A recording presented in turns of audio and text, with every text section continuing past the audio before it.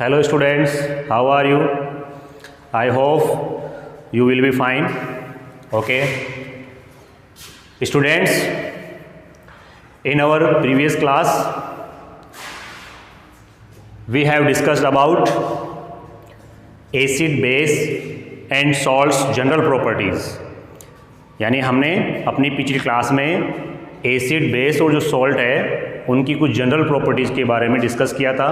क्या क्या उनकी जनरल प्रॉपर्टीज़ थी जिससे हम उनको इजीली आइडेंटिफाई कर सकें। Next, definition of acid and base. सबसे पहले आर्रेनियस कंसेप्ट आया। आर्रेनियस जो साइंटिस्ट थे उन्होंने एसिड बेस को डिफाइन करने के लिए अपनी एक थ्योरी रिप्रेजेंट की, अपना एक कंसेप्ट दिया जिसको हम Arrhenius concept of acid and base बोलेंगे।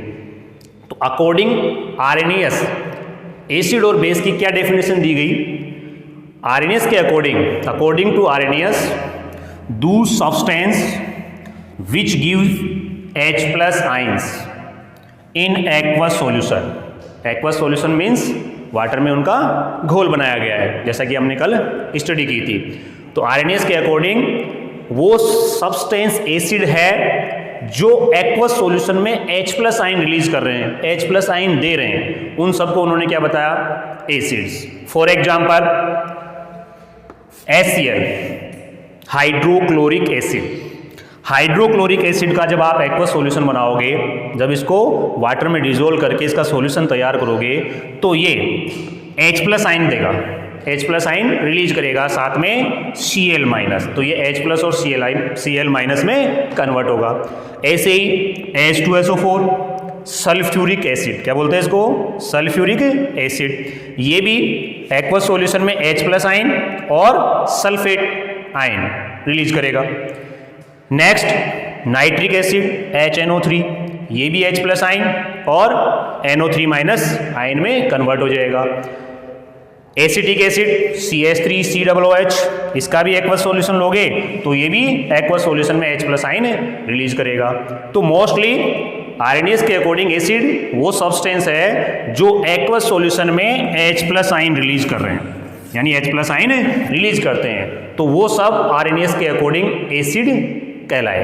तो एसिड की डेफिनेशन आर्रेनियस ने H+ आयन के बेसिस पे दी। ऐसे ही आर्रेनियस ने बेस के लिए कहा कि बेस कौन से सब्सटेंस है, तो उन्होंने कहा कि दो substance which give OH- ion aqueous solution.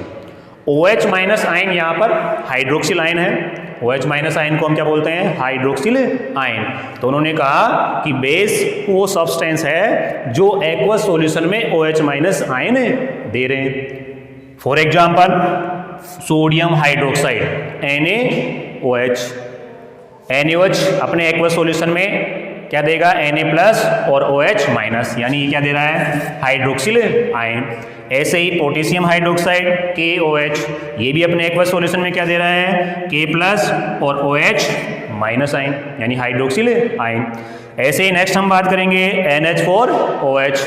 NH4 जो है OH, ये भी NH4+ और OH-, यानी हाइड्रोक्सिल आयन रिलीज कर रहा है एक्वस सॉल्यूशन में। तो जो बेसेज हैं वो एक्वस सॉल्यूशन में क्या दे रहे हैं? OH- ion. और इन्हीं को आर्रेनियस ने किस रूप में डिफाइन किया? बेस के रूप में। साथ ही आर्रेनियस ने बताया कि जो एसिड बेस की रिएक्शन है, क्योंकि एसिड क्या देते हैं? H+ आयन, बेस क्या रिलीज करते हैं? OH- ion. तो जो एसिड बेस की रिएक्शन होती है जिसमें एसिड से H+ आयन और बेस से OH- आयन, तो ये एसिड बेस रिएक्शन में H+ और OH- आयन ये आपस में मिलकर क्या बना लेते हैं? क्या फॉर्म करते हैं? H2, जो कि न्यूट्रलाइजेशन रिएक्शन में आपका वाटर फॉर्म होता है। तो वाटर क्यों फॉर्म होता है? क्योंकि जो एसिड से H+ आयन होता है और बेस से जो OH- आयन है वो दोनों मिलके वाटर फॉर्म करते हैं, साथ में आपका साल्ट बनता है जिसको हम क्या बोलते हैं? Neutralization reaction.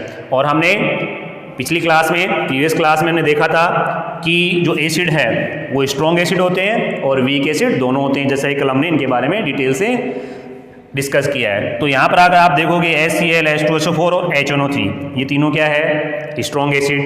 यहाँ पर ये क्या है, वीक एसिड। स्ट्रॉन्ग एसिड इसलिए है क्योंकि ये कंप्लीटली आयनाइज होते हैं, और ये वीक एसिड इसलिए एसिटिक एसिड क्योंकि ये कंप्लीटली आयनाइज नहीं हो रहे हैं सॉल्यूशन के अंदर। ऐसे ही बेस में भी स्ट्रॉन्ग बेस और वीक बेस। स्ट्रॉन्ग बेस वो है जो कंप्लीटली आयनाइज हो रहे हैं, और वीक बेस वो है जो कंप्लीटली आयनाइज नहीं हो रहे हैं।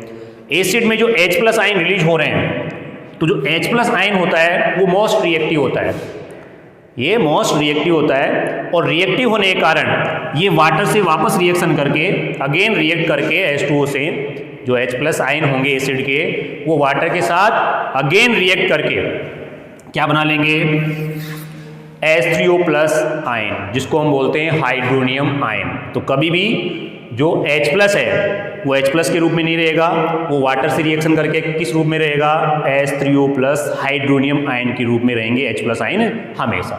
तो ये RNAs का कंसेप्ट था जिसके अकॉर्डिंग एसिड और बेस की डेफिनेशन दी गई है। बट इस कंसेप्ट की लिमिटेशन क्या है, इस कंसेप्ट की लिमिटेशन ये है कि ये जो कंसेप्ट है, ये जो थ्योरी है, ये केवल उन्हीं सब्सटेंस के बारे में डिफाइन कर सकती है, उन्हीं को एसिड बेस के बारे में बता सकती है कि ये एसिड है या बेस है, जो H+ और OH- आयन दे रहे हैं। लेकिन बहुत सारे ऐसे सब्सटेंस हैं जो एक्वस सॉल्यूशन में H+ और OH- आयन नहीं देते, फिर भी वो क्या है, एसिड बेस कहलाते हैं। तो यहाँ पर इस कंसेप्ट का, इस थ्योरी का ये एक डिमेरिट है, ये एक लिमिटेशन है कि ये उन सब्सटेंस के बारे में डिफाइन नहीं कर सकती जो एक्वस सॉल्यूशन में H+ और OH- आयन नहीं देते हुए भी एसिड और बेस है। इसीलिए इसके बाद एक नया कंसेप्ट, नई थ्योरी रिप्रेजेंट की गई, जो है ब्रोनस्टेइन-लोरी कंसेप्ट और लुईस कंसेप्ट, जिसको हम स्टडी करेंगे नेक्स्ट कंसेप्ट को।